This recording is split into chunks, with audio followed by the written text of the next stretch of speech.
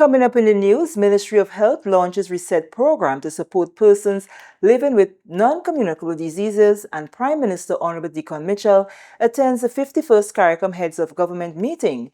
Details of these stories and more, plus a look at the news in the region when we return. creativeaffairs.gov.gd.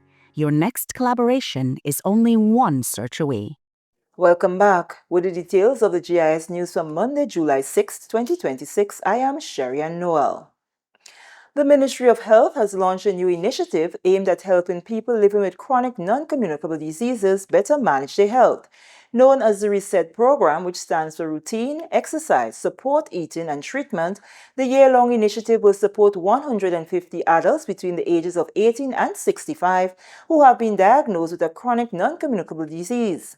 Participants will receive one-on-one guidance from community health nurses on adapting healthier lifestyles, including choosing nutritious foods, preparing healthier meals, incorporating simple exercise routines into their daily lives, and using basic equipment to monitor their health at home. Family nurse practitioner Katian Victor explains.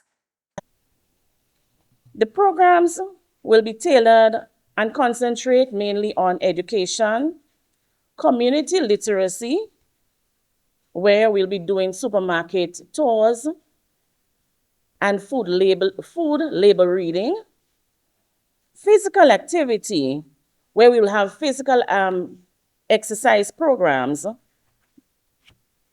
We also will be having material support, where the clients will be provided with essential self-management tools, such as pill boxes, health tracking booklets, stretch bands, fitness mats, home monitoring equipment such as the blood pressure and blood sugar machines, and even a smartwatch, which is going to assist in them in monitoring their condition.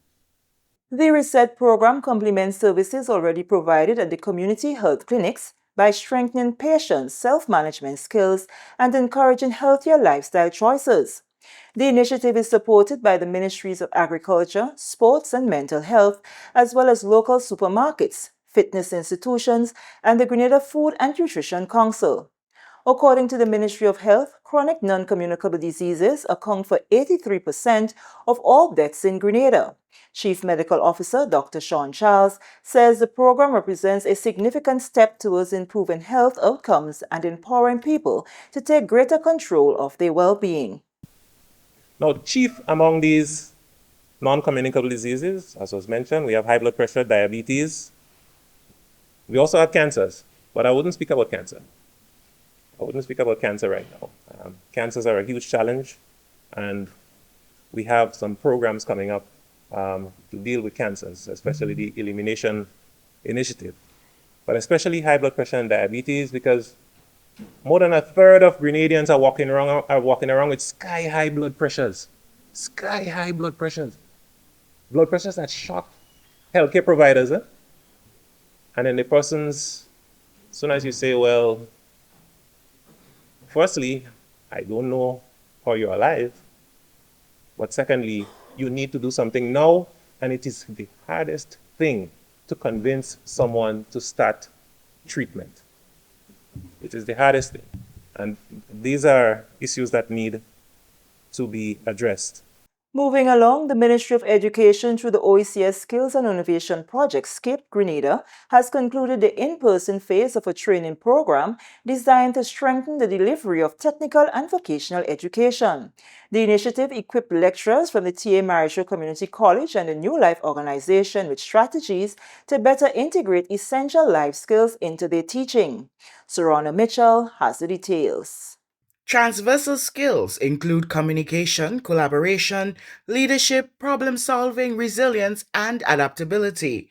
The training placed a strong emphasis on practical teaching strategies, inclusive and responsive instruction, learner support, lesson planning, and the assessment of transversal skills. It's also addressed key areas such as gender responsiveness, special educational needs, disaster risk management in education, competency-based education, and training and adult learning approaches. Course lecturer at the T.A. Marisha Community College in Building and Electrical Courses, Anthony Ross, says he has already been implementing the transversal skills in his classroom, but acknowledges he's now better equipped to prepare the students for the world of work. But what stood out most for me now is getting the students ready for the workplace, the attitudes, right, that they need to display. Having them prepared that when they leave the TAMCC, for example, and even NULO students as well, because this workshop was between TAMCC and NULO lecturers. So once they leave their relevant or the respective institutions, they get out to the workplace and they can function, they can operate there. Nail technology instructor at the New Life organization NULO, Trisha Thomas, says she has gained more techniques of how to pass on the knowledge. From what I have now gained, it's a better manual for me to approach the learner, how to learn that skill. So it's given me a lot more, I would say, techniques, approaches from a skill point of view than a theoretical point of view. TAMCC lecturer Christopher Mignon says he welcomes learning the different methods of competency assessments he was exposed to throughout the training. What stood out most for me is the different methods of competency-based assessment. Now, traditionally, we use mainly the written exam, but competency can be assessed using a number of methods, and each of these methods can be tailored to measure a specific competency. That way, you can actually be able to better gauge students' performance as well as their learning. Administrative assistant with the OECS Skills and Innovation Project, SKIP, is Rhonda Solomon. I had fun. I had fun listening to the engagement, listening to the back and forth, and some of the experiences, and even in transversal skills, it's so everyday. It's nothing new. It's basic communication skills, how you apply it to listening and all of that. And I think it was a very good exercise. These sessions were led by consultant and main facilitator Frances Edwards.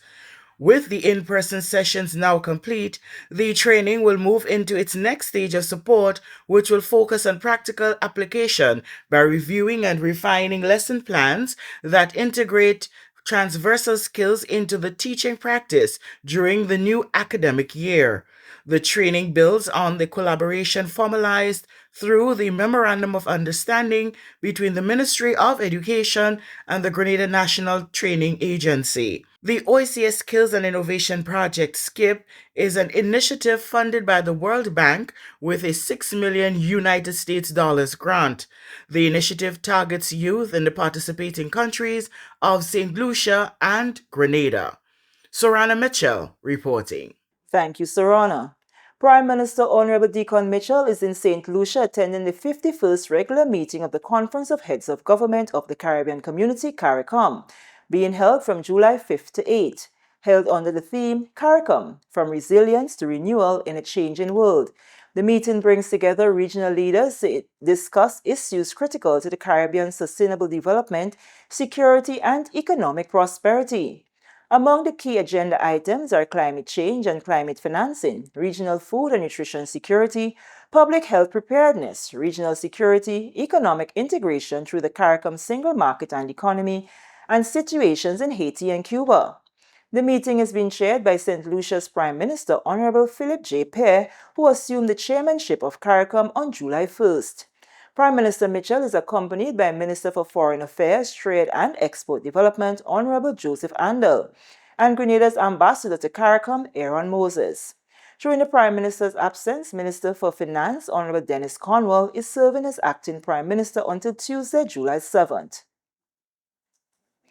The Ministry of the Blue Economy and Marine Affairs has launched a week-long technical training mission under the European Union's Better Training for Safety Foods (BTSF) program to strengthen Grenada's food safety systems and improve the country's readiness to export fisheries products to international markets, particularly the European Union. The training provides technical support to modernize Grenada's food safety framework, strengthen inspection and certification systems, and enhance compliance with international standards. Minister for the Blue Economy and Marine Affairs, Honorable Lennox Andrews, said the initiative is an important step in improving food safety, protecting public health, and boosting Grenada's competitiveness in the global marketplace. This mission is therefore very important to Grenada, as it provides an opportunity to transform, modernize, and strengthen our food safety system, not just to meet the European Union export standards, but also to create a national mindset for our domestic market, and generally towards the issue of food handling and safety. Grenada deeply appreciates the European Union Commission, through its Directorate General for Health and Food Safety, for responding positively to Grenada's requests for technical assistance.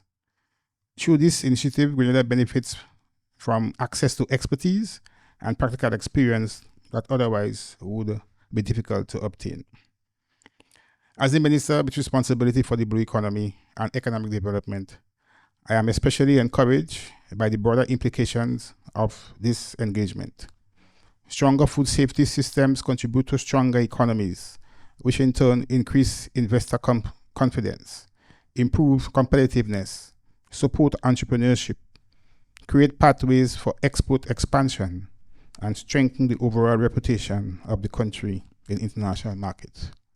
Strengthen the overall reputation of the country in international markets. So that is actually important for our economy. Good. The work that begins here this week, therefore, extends beyond fisheries and the CMOS industry. It contributes directly to Grenada's wider national development agenda and our vision for a productive, resilient, and globally connected economy. Permanent Secretary Isaac Bagwan said the mission follows a 2021 remote assessment of Grenada's official control systems for fisheries products destined for export to the European Union.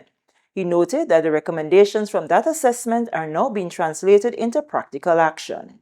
That assessment identifies several areas requiring improvement, including legislative framework, official controls procedures, established approved systems, export certification processes, laboratory support arrangements, and regulatory oversight throughout the fisheries production chain.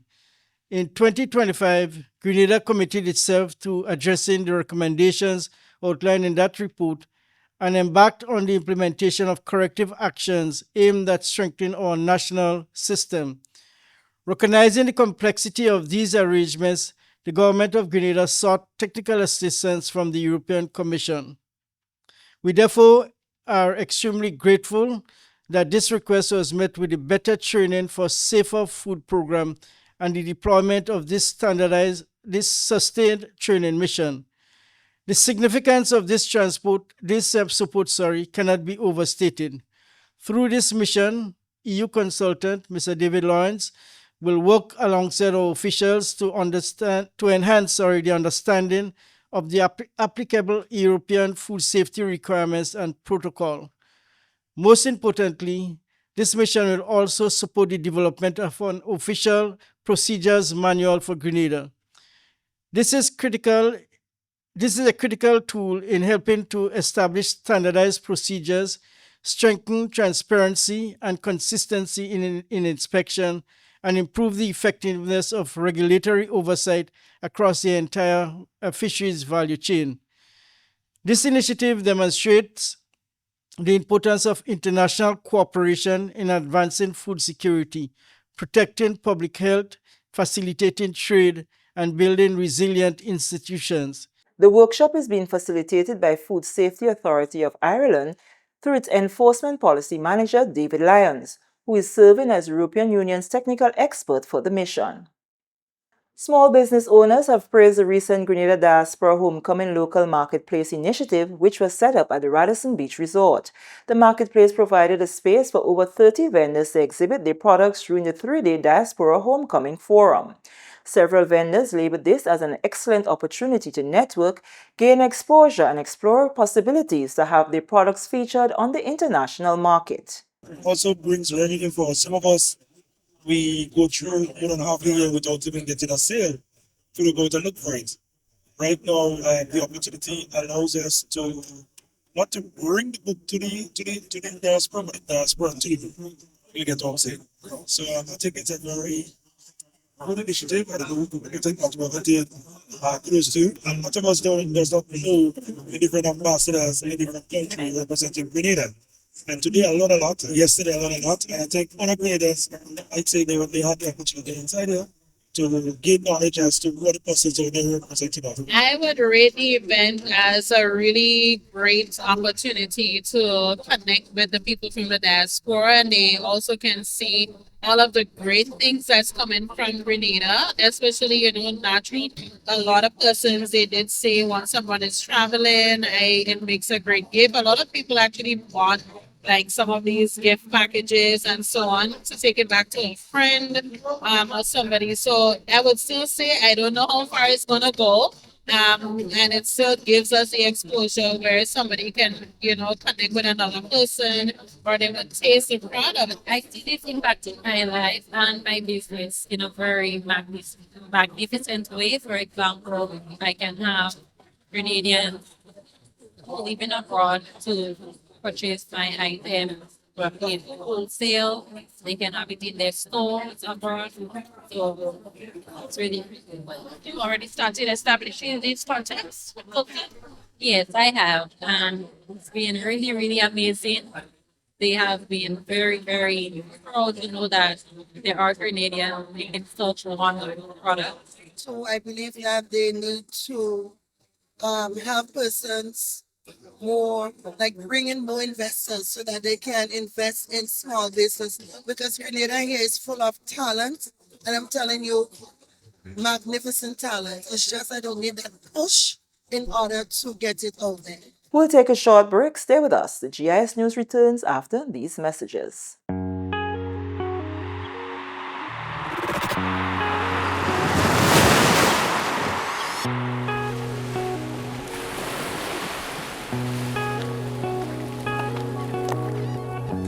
In our 2026 strategy, we're focusing on several core pillars: high net worth individuals and experiential travel, romance and weddings, nautical experiences, meetings and incentives, culinary and agritourism, events and culture, adventure and sustainability.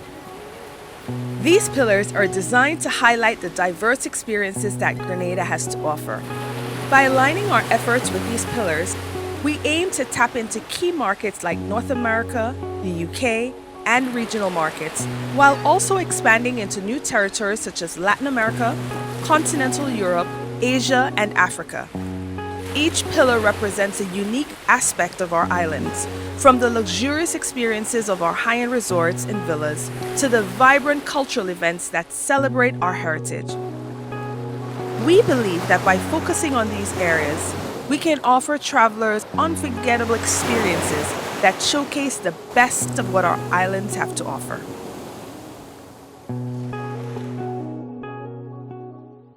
Welcome back. The Ministry of Social and Community Development, Housing and Gender Affairs, in collaboration with the Public Health Action Support Team, has officially concluded the 2026 Fast Summer Internship with the presentation of a report outlining recommendations to strengthen the integration of disability rights into the ministry's policies and programs. Over the past 2 months, St. George's University FAST intern Nikita Rohila worked alongside government agencies and civil society partners, contributing to national efforts to promote the rights, awareness, and inclusion of persons with disabilities in Grenada. During the internship, Rohila facilitated capacity building workshops for the ministry staff and community members and engaged key stakeholders, including the Grenada National Council of the Disabled, the Ministries of Health and Labor, and representatives of the United Nations and UNICEF. At the report handover ceremony, Rohila presented her findings titled Advancing Disability Inclusion, Strengthening Policy and Practice in Grenada, which provides a roadmap for advancing disability inclusion across the country. So this is where the partnership with SGU, if we develop the memorandum of understanding, they can work on helping develop the registry, the online database setup. They talked about their IT students being able to help for these supports. We would also need to update field officer intake forms. Different units collect different data, so if we update it, we can streamline information to provide on the database. And finally, training responders. So if you roll out any program, we need to train people on why it's used and how it's going to be used. The second focus area is collaboration. There's a lot of siloed projects that's going on and a lack of communication. For example, even within the Ministry of Social Development, at the workshop that I held, they talked about how they might not know what programs are going on in each unit because there's so much going on that we are doing. And so if we communicate more about what the protection programs or how we are going to mobilize resources within our own ministry, we can further enhance this interministerial and cross-ministerial collaboration. And the projects in silos, as I was mentioning, the government, NGOs, and community partners often do very good disability work, but they're often in silos with each other and repeated of resources. So if we look at how to collaborate so that the efforts are not repeated or resources are not used as efficiently, this would be a great opportunity to enhance that. The ceremony also included the formal handover of medical identification cards to the ministry and the Grenada National Council of the Disabled. The cards are intended to improve the identification of persons with disabilities, helping to ensure easier access to essential services during emergencies and everyday interactions with service providers. Minister for Social and Community Development, Housing and Gender Affairs, Senator the Honorable Gloria Thomas, thanked Rohila for her contribution, noting that the recommendations will help strengthen the ministry's programs and initiatives aimed at improving the lives of persons with disabilities.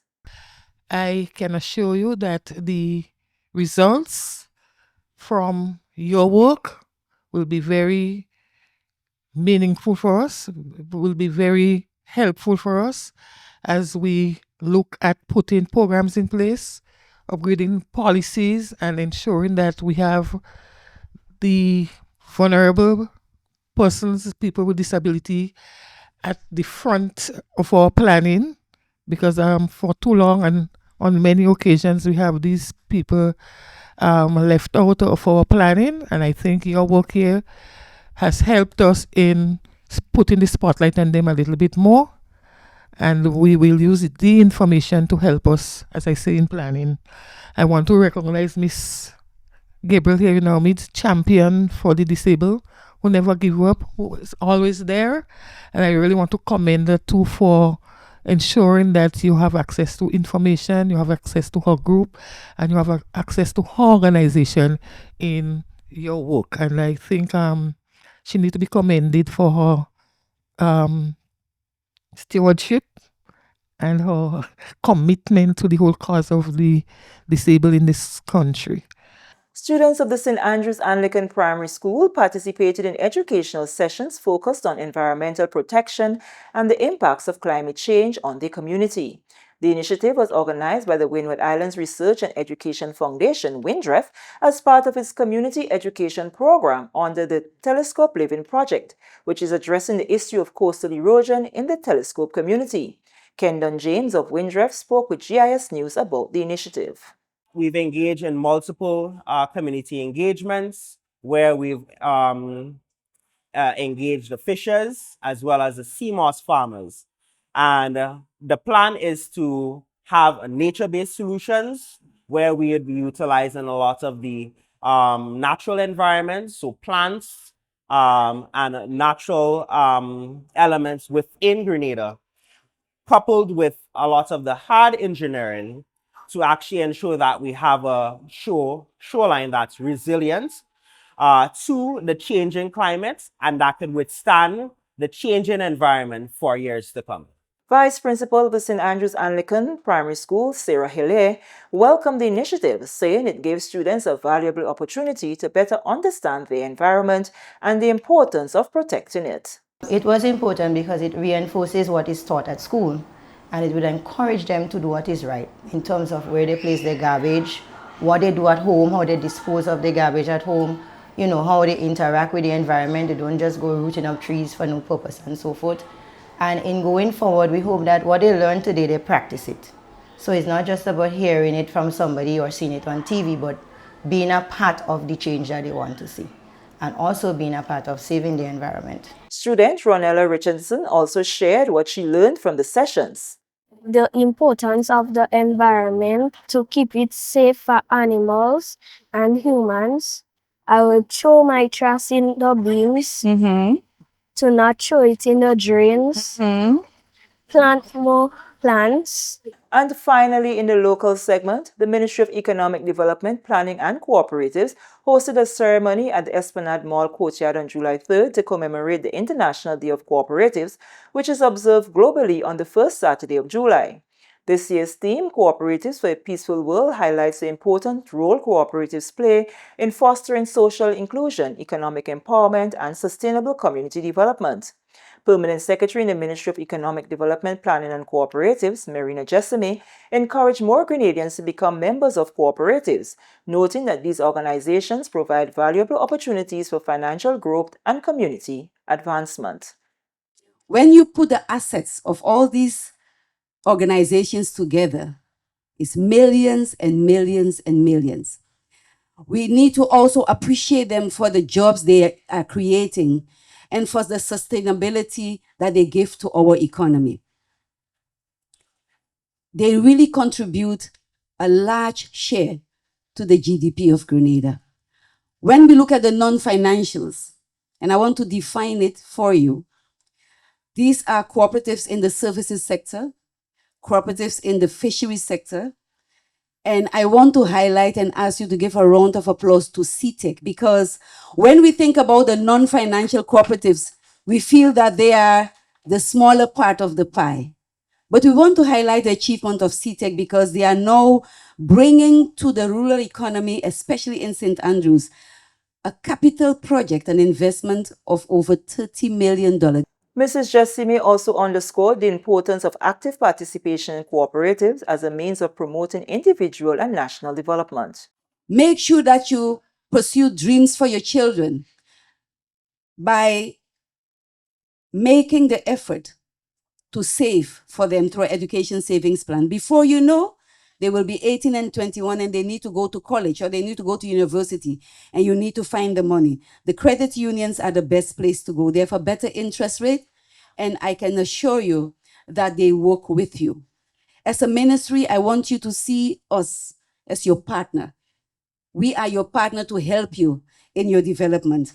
She further praised the long-standing partnership between the ministry and the Grenada Cooperative League, describing it as a strong collaboration that has delivered significant benefits over the years. To make sure that we pool resources and knowledge together, we established a technical working group with members of the league and the ministry, ensuring that when we receive proposals for citizens who want to form a cooperative, you don't have to wait long. Once you present your business plan and your financial statement, we will give you a turnaround time of about a month. Once you're in compliance, we will be able to register you. So come to the department, get registered, and contribute to the national development of Grenada. The International Day of Cooperative has been celebrated by the International Cooperative Alliance since 1923 and has been officially recognized by the United Nations since 1995. The annual observance raises awareness of the vital contribution cooperatives make to sustainable development, social progress, and peace around the world. This is the GIS News. We'll take a look at what's happening in the region when we come back. Are you thinking about buying a vehicle? Did you find a company on social media? Stop. It may be a scam. Look out for the following red flags. Is the price lower than other dealers? Does it seem too good to be true? Are you sending the monies to the US even though you are ordering the vehicle from Japan? Does the address on the invoice match the address on the payment details? Are conversations limited to WhatsApp text? Is there a sense of urgency placed on you by the seller? you are about to be scammed. Do not take your hard-earned cash or even worse, a loan to send to these scammers. Once the money leaves Grenada's shores, you are not likely to get it back. Consider buying a vehicle already on island from an individual or a car dealer. Beware of these scammers. If in doubt, it's best to stay out. A message from the Financial Intelligence Unit. Welcome back. Martinique has officially become the 7th associate member of the Caribbean Community CARICOM following the completion of the legal process required for the French Overseas Territory to join the regional organization. The membership took effect on June 16, 2026, after the government of France submitted the instrument of accession, completing the agreement signed in February 2025. As an associate member, Martinique is participating in the 51st regular meeting of the Conference of Heads of Government of CARICOM, now underway in St. Lucia. Its admission strengthens regional cooperation between CARICOM and the Caribbean's non-independent territories. The United Nations is calling on member states to strengthen efforts to prevent genocide, war crimes, ethnic cleansing, and crimes against humanity, warning that rising global conflicts and emerging technologies are increasing the risk of civilian populations. Addressing the UN General Assembly on the Secretary General's 18th report on the responsibility to protect, Chef de Cabinet Earl Courtney Rattray said the world experienced more than 120 conflicts in 2025 and stressed that early warning signs are too often ignored. Rattray urged countries to invest in national prevention programs, strengthen partnerships with civil society, and integrate atrocity prevention into peace-building, humanitarian, and human rights efforts. He said the responsibility to protect remains central to the UN's mission and called on member states to honor the commitment made in 2005 to protect vulnerable populations and prevent future atrocities. And with that story, we come to the end of the GIS News for Monday, July 6, 2026. And now for a recap of the top story. Ministry of Health launches Reset program to support persons living with non-communicable diseases, and Prime Minister Honorable Deacon Mitchell attends 51st CARICOM Heads of Government meeting. On behalf of the news and production team, I am Sherry Ann Noel. Thank you for joining us.